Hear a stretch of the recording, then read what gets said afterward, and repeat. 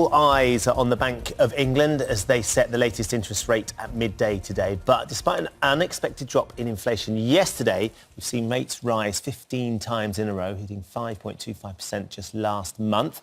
And initial thoughts are that it could climb again today to 5.5%, but there is speculation as well that it could hold fast. It's a sort of bit of flip of a coin, this one, isn't it? So what could another rise mean for your money? What could even staying still mean for your money?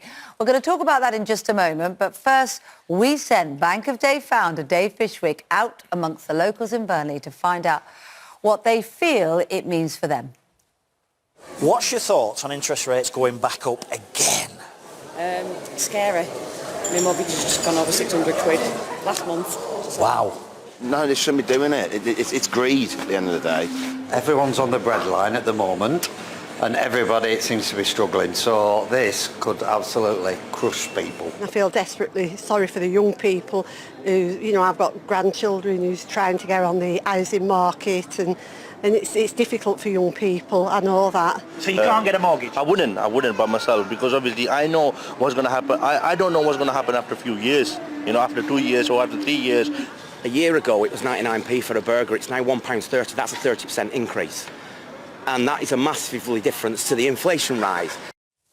So you can see there Dave chatting to some of those people in Burnley. We'll find out what Dave's take on that was in just a moment. Louise Cooper is also alongside him, a senior finance lecturer at Kingston University. Great to have you both here this morning. I mean, Louise, just some of the thoughts that we had from the people Dave was speaking to. The interest rate's going to crush people. They're scared. Feel very sorry for young people. It's the prospect of another interest rate rise is worrying. Is it going to happen? After yesterday's inflation data, it's very finely balanced. The early interest rates, when you go from 0.1, which was crazily low in COVID times, to 1, to 2, to 3, to 4, they're the easy decisions to make because that's just normalising rates. What is difficult now is to gauge how high do they need to go to slow the economy down without tipping it into a brutal recession that will be so very damaging. So the early decisions to increase rates were easy. The decision now, how high do we need to go to bring inflation down, which, by the way, is catastrophically bad for the poorest in society. We talk about the damage interest rates do, but inflation is hugely painful for the poorest people in society. So we cannot leave inflation at this level. It is really damaging in all sorts of ways. So the early rate rises, they're the easy decisions. How high do we go? Where do we peak? Where do we stop raising rates? These become very difficult decisions to make. So in America, the equivalent of the Bank of England didn't rise rates yesterday.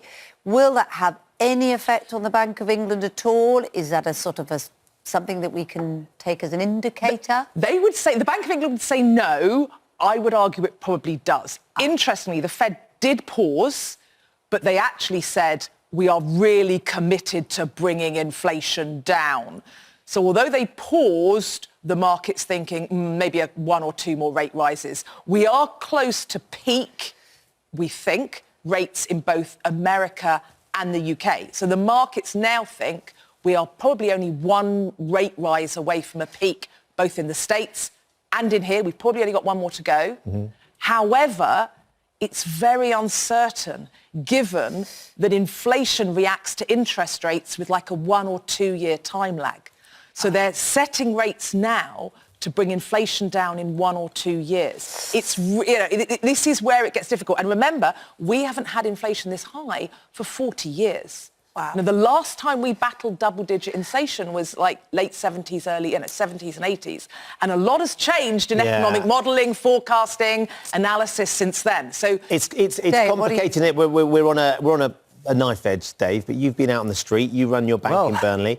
I mean, there's so much problems out there. There's so many people having it hard. I'm worried about people. I get hundreds of letters a week on email to the Bank of Dave saying, Dave, we're in a mess. I've got food banks ringing me, asking me for milk. They need milk for food banks. I've got schools ringing me, asking me for food because kids are coming to school starving. These people aren't going out to buy a new Range Rover. They're trying to feed themselves. People are on a regular basis working out whether they can feed the 4-year-old daughter or themselves. That will not affect the Bank of England, though, will it, in its But it decision should. today? Well, you say it should, but if their goal is, as Louise says, to drive down inflation, which they see, you might argue otherwise, they see as an important thing for the good of everybody, it might not change it. So what do you think will happen today? Well, what I'd like to happen is I'd like to see either it stay the same or even better, come down a touch. However, I do get your point, Kate, and it's a very important one about inflation, but there's other tools in the toolbox. I think what can happen is we could put a windfall tax on the big energy companies, the banks. They're making billions and billions. They were bailed out twice in the last 20 years. Recently with furlough. Burnley Savings and Loans didn't take a penny in furlough or a penny in any sort of credit whatsoever. We're proving we're fit and proper people. All the big banks took money. They need to remember the taxpayer bailed them out. So it's up to them to take some of the pain. An interest rate goes up, they benefit enormously. What about people at home watching now who've got loans that are going to go through the roof? Mortgages are doubling for people. Now, I realise we need to get inflation down, but there's other ways of doing it, and there's other tools in the toolbox. Just to pick up on that point, people will be looking at the interest rate with one eye, but really they'll be looking at their mortgage rates and then the impact on their rent. So, can the banks do something different from what the Bank of England says? Yes. Because a lot of mortgage rate setting is based on confidence, isn't it? And perception. So could that be a source of help? So the cutting interest rates, so I just need to respond to your point, cutting interest rates when we've got inflation at almost 7% is completely not the right thing to do. We need to, that's what interesting. But let me just answer the mortgage question. I get that, but that's from the point of view from the viewer at home who's watching this when their mortgage is doubled. For them, it's really important that the... Let's talk about mortgage rates, but that is economics failure 101. If you start cutting rates when you've got high inflation, all we'll have is rampant inflation, and that's what's happened in Turkey. Okay? I think there's other tools in the box to do that. For the government, but not for the Bank of England. Yeah, not for the Bank of England. Yeah. So back to the mortgage rates. So 2-3 years ago, you could borrow a fixed rate mortgage at 1 to 2%. Most of the time since the global financial crisis, 2007-8, we've had these extraordinarily low interest rates. Bizarrely, non-normal.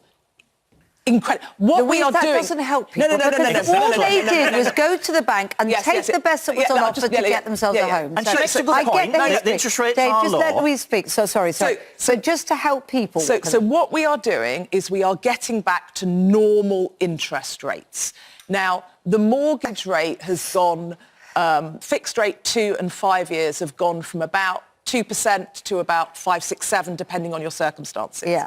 As inflation gets under control, as, we saw the falls, as interest rates we now think peak, all of this should build confidence that the 2 and 5 year fixed rates will start to fall. They've already been falling in the last month, and they are expected to fall further as inflation falls further, and we think the Bank of England has stopped raising rates.